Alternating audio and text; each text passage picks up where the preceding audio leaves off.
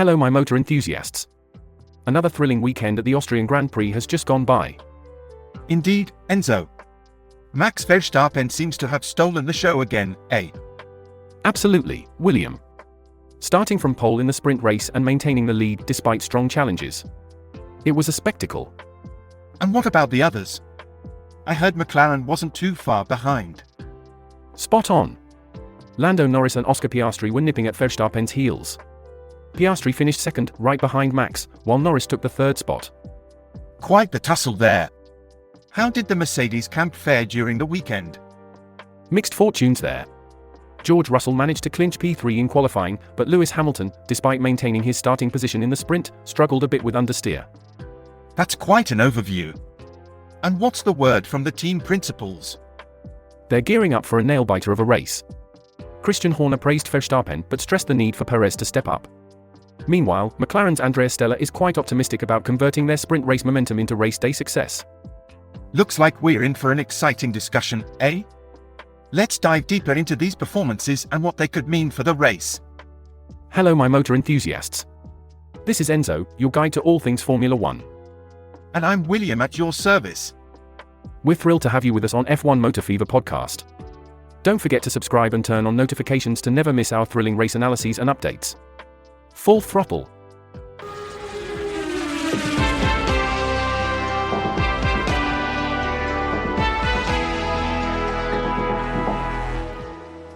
What do you think about the strategies coming out of the Red Bull camp? Well, it's clear they've nailed the setup for the sprint, isn't it? Max Verstappen's dominance in both the sprint and qualifying speaks volumes. His ability to push to the limit and his surprise at the performance gap shows just how in tune he is with the car's balance now. Absolutely, and it's intriguing to see how small tweaks to the setup can drastically improve performance. On the flip side, Sergio Perez seems to have had a rougher time. Do you think his difficulties in the sprint and qualifying will affect Red Bull's strategy in the race? Potentially. It sounds like Perez has faced some real challenges, not least of which was that pit lane incident during qualifying.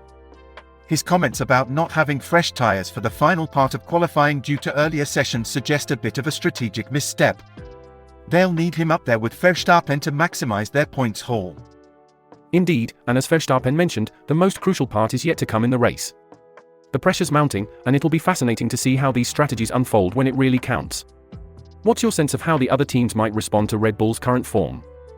The likes of McLaren and Mercedes won't be sitting quietly, that's for sure. They've seen what Red Bull is capable of and will be adjusting their tactics accordingly. It'll be a top-tier strategic battle on race day, and I can't wait to see how it all pans out. Shifting gears to McLaren, they've certainly shown they can put up a fight.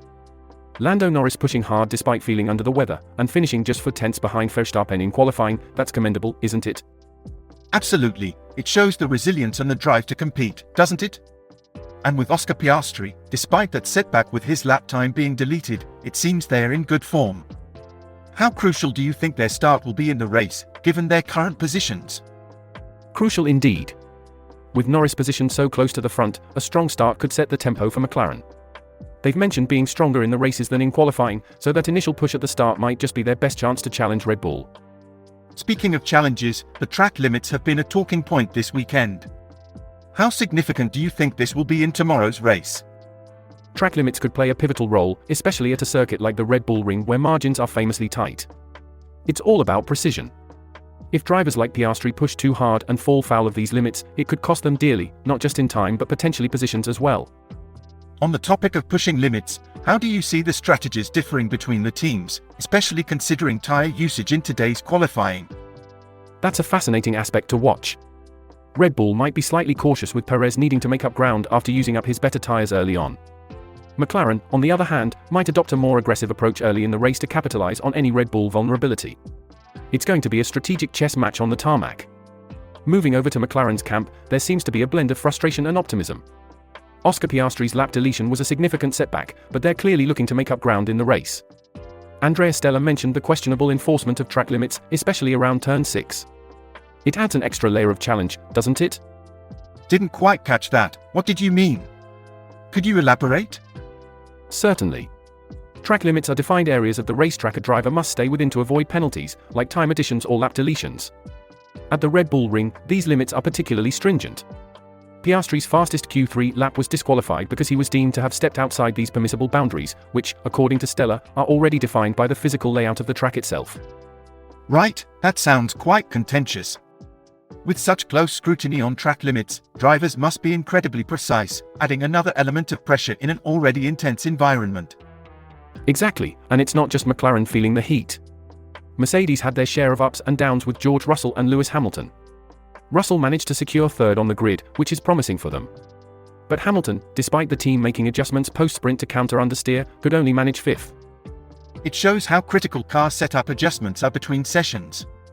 Hamilton mentioned they made some changes to improve balance, which suggests Mercedes is still trying to dial in the optimal setup for race conditions. Indeed, balancing the car setup can dramatically influence performance. It's a fine line between too much and too little adjustment. Tomorrow's race will be a real test of these adjustments and strategies. It'll be fascinating to watch how each team's tactics play out over the course of the Grand Prix. On the Mercedes front, the atmosphere sounds cautiously optimistic. George Russell snagged a third-place start for tomorrow's Grand Prix, commenting proudly on how the team's recent updates have positively affected the car's performance. They've made some strategic sacrifices in single-lap performance to enhance their race pace, especially focusing on managing tire degradation. It's a clever pivot, wouldn't you say? Indeed, it speaks volumes about the tactical depth teams go into. Adjusting something like wing level to trade off qualifying pace for better race performance is quite a chess move. And with both Mercedes drivers close in times but having a car in between, it adds an intriguing layer to their race strategy. Absolutely, and the energy from the team is palpable. Toto Wolff even highlighted the difficulty of advancing positions when everyone is on the same tires, yet Russell managed to regain his spot from Carlos Sainz, finishing fourth in the sprint. It's clear they are gearing up for a robust challenge, aiming to close the gap with the front runners. It's exhilarating to think what tomorrow might bring. It's shaping up to be a thriller of a race with all these dynamics at play. The strategic nuances we're seeing could really shake up the podium. Can't wait to see how it all unfolds. The grid positions have seen some interesting shifts due to penalties and strategic plays, with Ferrari and Mercedes both benefiting from Piastri's lap deletion. It's put them on the cleaner side of the grid, which could be crucial for the initial launch tomorrow. Andrew Shovlin mentioned the tight competition among the top 4 teams, emphasizing that even a slight advantage in pace during certain stints can make a massive difference. Can you give an example of how that slight pace advantage might play out during a race? Sure, consider how tire management often comes into play towards the middle and end of stints. If a team like Mercedes, which has been working on balancing their car's setup for better tire longevity, finds that their tires hold up better than the competitors, they can push harder when others begin to struggle with tire degradation. This might allow them to make crucial overtakes or pull out a small but critical gap. That makes sense. It's all about finding those small gains that aggregate over the course of a race. Exactly, and it's not just about the drivers pushing hard, but also about strategic calls from the pit wall. If a team anticipates when their competitors' tires might start to give away, they can time their own pit stops to maximize their advantage or undercut their rivals. It really is a game of chess at over 300 km per hour. The strategic depth is fascinating. Indeed, and with tomorrow's race, all eyes will be on how these teams translate their qualifying strategies and grid positions into race results. It will especially be interesting to see how Ferrari manages from their improved positions and whether their adjustments post-sprint will translate into a stronger race performance. Reflecting on today's sessions, we've seen some small but significant steps from Ferrari. Carlos Sainz, after qualifying fourth with a time of 1 minute 4.851 seconds, expressed optimism about their progress, citing improvements and an aim for the podium in tomorrow's race. Despite struggling in fast corners, the adjustments they've made seem to be paying off, inching them closer to the top 3. The dynamics of the doctor's trains mentioned by Fred Vasseur also add another layer to race strategy, don't they? Absolutely. As the team principal at Ferrari, Vasseur pointed out the double-edged sword of doctor's trains. If you're positioned well, you can make significant advances, but linger too long at the back, and you'll face overheating issues which could hamper your race. It illustrates just how critical strategic placements and pit stops will be, especially in a tightly packed grid. And with Magnussen's climb from 11th to 9th in the sprint, showcasing how crucial overtaking and maintaining position can be, it seems Haas is also showcasing some strategic prowess. It's a fine testament to the unpredictability and excitement Formula One offers. Every decision, every fraction of a second counts and can dramatically change the outcome of a race. Tomorrow's Grand Prix is shaping up to be another thrilling chapter in this season, with teams pushing their limits and strategies to snag those coveted podium spots. The first lap will indeed be crucial as it often sets the tone for the entire race. It's going to be a fascinating watch. With so much at stake and the grid so closely matched, the tension and tactics in play will be something to behold. Moving over to Haas, there's quite a bit of drama surrounding Nico Hülkenberg, who after a challenging sprint moved up from 19th to 9th in qualifying. However, his aggressive maneuver during the sprint landed him a 10-second time penalty, pushing him back down the order. It's a mix of fortunes for him, really. And what about his performance in the qualifiers? He certainly pulled through during Q2, finding crucial time on his final lap, which really shows his resilience under pressure. Despite a less than perfect Q3, Hülkenberg is clear that the top 8 cars in front aren't in their race, suggesting he's focusing on maximizing their strategy against the midfield pack. It's intriguing how team dynamics play out during the race weekend. How did Kevin Magnussen fare? Kevin's efforts were notable as well. Exiting in Q2 might seem modest, but he secured the 12th spot on the grid. He mentioned struggling with the soft tyre compared to other compounds, which might be a strategic factor they need to tweak for the race. His performance in the sprint was described by the team principal as one of their best consistent runs this season, highlighting how well he managed the tyre degradation. The strategic nuances of tyre choice and management really come to fore, don't they? Absolutely, it's crucial for maintaining pace over the duration of the race. Effective tyre management can often be the difference between scoring points and finishing outside the top 10. For Haas, tomorrow's strategy will likely hinge on these decisions, especially which tyre compounds they opt to run and how they manage them during the race. With both drivers pushing their limits and the team optimizing their strategies, it'll be interesting to see how Haas competes in the midfield and perhaps advances further up the grid.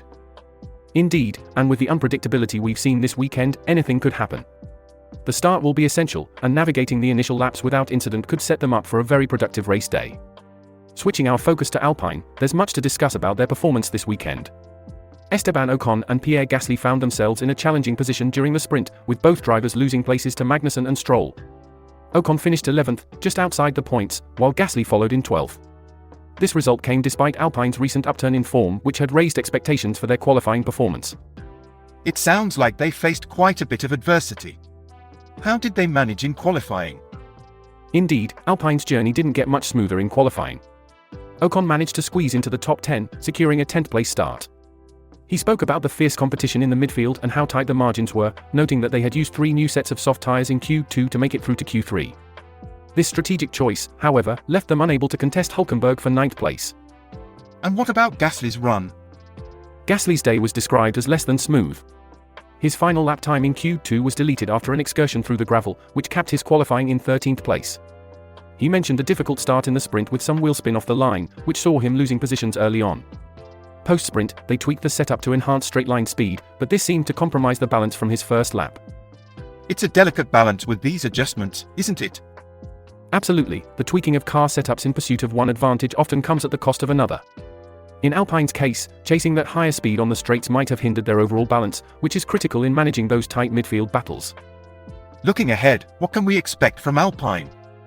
For tomorrow, both drivers are starting mid-grid, and Alpine will be keen to capitalize on any race day turbulence to push into the points. Ocon's optimism about holding on to the top 10 and scoring more points underlines the team's resolve to leverage their Q3 performance. Meanwhile, Gasly will be looking to make amends for today's setbacks and climb higher up the order. The midfield is incredibly tight this season, and every small gain on the track translates to significant leaps in terms of championship standings. With such a packed field, every lap, every turn counts. It's shaping up to be a compelling race day, with teams like Alpine fighting tooth and nail for every possible advantage. Precisely. The strategic decisions made tonight and the first lap of the race could very well dictate the trajectory of this Grand Prix for many teams in the midfield. It's the dynamism and unpredictability that make Formula One such a riveting spectacle. Over at Red Bull, both Tsunoda and Ricciardo had their challenges but showed moments of promise during the sprint. Starting on used mediums, they struggled to make a significant impact, finishing 13th and 14th respectively. However, the adjustments made for qualifying seemed to pay off somewhat, especially for Ricciardo. How did those changes manifest for Ricciardo? Well, he narrowly missed out on Q3, finishing 11th by just a few milliseconds. Despite the frustration of missing the cut, Ricciardo highlighted some positives from the battles during the sprint and felt the car's response was encouraging. It's clear they are edging closer to unlocking the car's potential, aiming for a strong performance that could see them breaking into the top 10. And what about Tsunoda's efforts?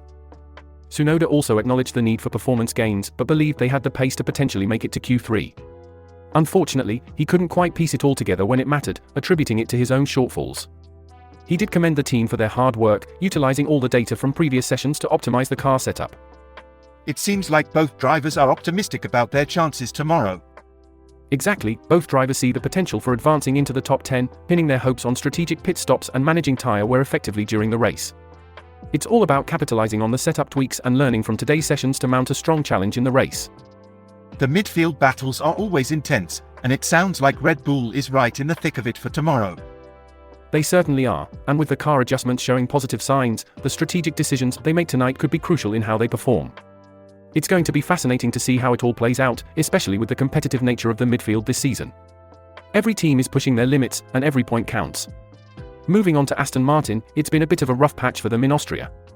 Lance Stroll managed to climb up to 10th in the sprint, showing some resilience there, while Fernando Alonso experienced some setbacks, falling to 16th after being overtaken by both Hülkenberg and later Ricciardo. Alonso was then bumped back up to 15th following a penalty handed to Hülkenberg. Actually, if I may correct you there, Alonso was initially overtaken for 15th position, not 16th. Hülkenberg's penalty indeed moved Alonso back up, but to 15th, not higher. Oh, my apologies for that slip-up. Thanks for pointing that out. Back to Aston Martin, both Stroll and Alonso faced challenges in qualifying as well. Stroll was unfortunately eliminated in Q1 after finishing the segment in 17th position, whereas Alonso barely made it through to Q2 and finished 15th in the end. He commented on the difficulty of the session, and despite the team's hard work on adjusting the car between the sprint race and qualifying, it seems the rewards were limited. It sounds like they are still hopeful for tomorrow's race, though? Indeed, Alonso mentioned staying focused and trying their best to achieve the maximum result possible. It's clear that both drivers are looking to push their limits in the race, aiming to improve their positions and potentially secure some points. It's this kind of determination that can often turn a difficult weekend around. With the field so tightly packed, any small gain during the race can make a significant difference. Aston Martin will certainly be one to watch. Absolutely, every fraction of a second will count, and strategic decisions will be crucial. It's all about making the most of every opportunity that comes their way during the race. Over at Williams, the weekend hasn't exactly kicked off on a high note either. Alex Albon started the sprint from the pit lane and made some progress to finish in 17th place, whereas Logan Sargent lost a position, ending in 16th. Both drivers faced their own setbacks during qualifying too. What specifics did they face during the sessions? Albon noted the struggle with the car's balance, particularly highlighting issues in turns 3 and 4. He also encountered a bit of a hiccup due to dirty air which caused him to lock up during a critical lap. Despite narrowly missing out on Q2, finishing in 16th, he credited the team for making substantial adjustments over the weekend. And what about Sargent? Sargent expressed frustration with the fluctuating balance of the car, which seemed particularly sensitive to the rising temperatures throughout the day. Finishing qualifying in 19th position after what he felt was a strong lap indicates just how tight the competition is. It's a major challenge starting from near the back, but he remains optimistic about maximizing the car's potential. It sounds like both drivers are finding some positive takeaways despite the challenges. Absolutely.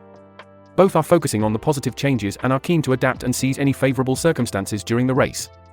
The team acknowledges this transitional phase, and it's about grit and determination to make the most of every chance they get tomorrow. With such a tightly packed field, every small advancement can make a significant difference. Indeed, it's all about capitalizing on those small windows of opportunity. Williams appears ready to push the boundaries and challenge the midfield. It will be interesting to see how their strategies unfold during the race and if they can leverage any advantage from the car adjustments made this weekend. Over at Kick Sauber, Valtteri Bottas and Zhou Guanyu have been having quite a challenging time. Both drivers ended the sprint as well as the qualifying sessions in 18th and 20th places, respectively. The team has been using the sprint as somewhat of an extended test session, which is a strategic decision under the circumstances. Yes, the heat seems to have played a significant role in their performance as well. Indeed, the temperatures on track were extremely high, causing tyre overheating issues that certainly didn't help their cause. Despite the struggle with pace, Bottas seemed optimistic about the learnings from different car settings they experimented with, which could potentially be beneficial for tomorrow's race. It's always impressive how teams manage to keep their spirits up and continue to push for every possible advantage, even when the going gets tough. Absolutely, and that's the beauty of Formula One, isn't it? Every weekend is a new battle, a mixture of strategy, precision, and a bit of luck. Both drivers at Kick Sauber are clearly ready to squeeze every bit out of the car for the Grand Prix. With the midfield battles being so tight, any small improvement or strategic masterstroke can make a significant difference. That's right, and with the high temperatures expected again tomorrow, it's going to be a fascinating tyre battle amongst the midfield teams. It's these conditions that test a team's adaptability and strategic prowess. I'm really looking forward to seeing how all these elements will play out in the race. It's certainly shaping up to be an intriguing Grand Prix. Today's session certainly threw up their share of challenges. The feedback from Alessandro Alunni Bravi was quite telling.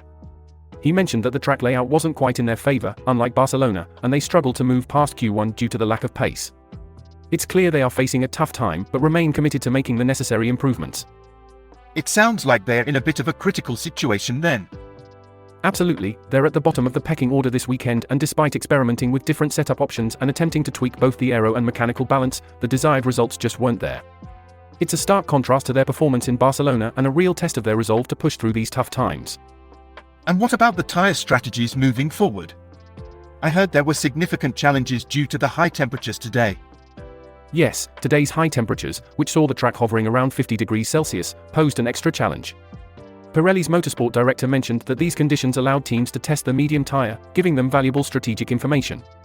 It's expected that a two-stop strategy will be necessary, involving a mix of C3 and C4 compound tyres, although a one-stop isn't considered viable due to tyre degradation.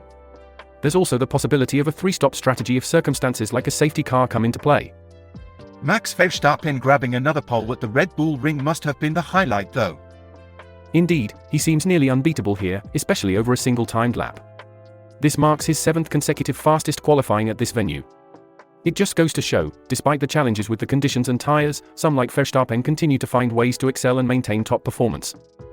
It will be fascinating to see how all these elements, the tyre strategies, the unpredictable temperatures, and team tactics, play out in the race tomorrow. It's set to be an intriguing Grand Prix, that's for certain. And with the conditions as they are, there's even talk of the C5 tyre compound coming into play, although it seems it won't be a major factor this weekend.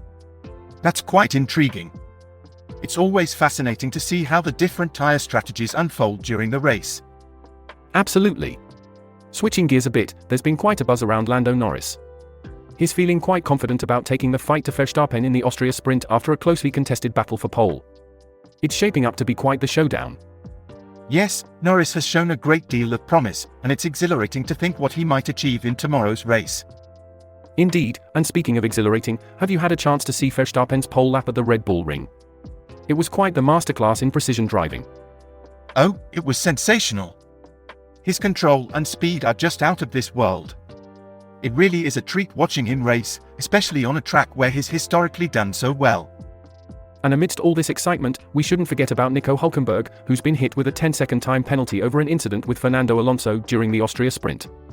It's these little dramas that add an extra layer of intrigue to the race dynamics. It surely does.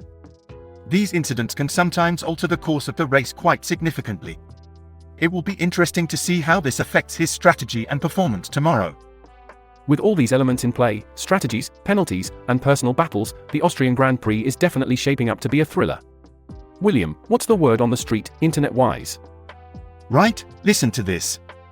User Slut for Pringles says, quote, Yuki Tsunoda has been fined €40,000, of which €20,000 will be suspended for the remainder of the season for inappropriate comments made on the team radio, unquote. Blimey, that's quite the hefty fine. What's the chatter about it? Well, it stirred quite the discussion. Captain Morty asked, quote, what did he say, unquote. Then, the clumsy cook responded, quote, called another driver an inappropriate name on the radio, unquote. It sparked a bit of a correction thread, where Ma33N clarified it was Jew, not Stroll. That's quite the slip-up. How did the community react? It's a mix, really. Neutrinos FTW mentioned how if it was Stroll instead of Jew, the situation might be perceived differently. Lost Terminators chimed in recalling a similar incident involving Max a few years back, and conversation spiraled a bit into past incidents. It seems these radio slip-ups catch quite the attention. Anything else notable? Indeed, there's a bit of humor too. User CAOCDO rolled at the discussion, quite literally in laughter. And then there's Ancient Staff 6602 who chimed in with, quote, what a small world. Now for a word from our sponsor, unquote, giving it a lighter twist. Always good to see some levity in the mix. The online forums never disappoint for a bit of banter and a sprinkling of controversy, do they? Absolutely not. It's an endless source of perspectives and sometimes, a good chuckle. Thanks for tuning into F1 Motor Fever podcast today. We've had a riveting discussion about the latest in Formula One, covering everything from tyre strategies to the controversies over team radio. It's been fantastic sharing this session with you. Remember to subscribe and activate notifications so you never miss out on our discussions. Your support means the world to us, so please consider sharing our channel with your friends and fellow Formula One enthusiasts. And if you have thoughts on today's topics, we'd love to hear from you in the comments. Absolutely, and do keep your ears peeled for our next episodes. We've got some cracking content lined up that you won't want to miss. Enzo and I are here daily, bringing you the latest and greatest from the world of racing. Who knows what'll be around the next corner? And with that, we're off for today. Thank you again for joining us, and we can't wait to welcome you back next time. It's been a pleasure as always. Remember, whether you're listening on your morning commute or as you wind down for the evening, our goal is to bring a bit of the track to your everyday life. Pedal to the metal, keep your gaze on the road, our channel's content is pure gold.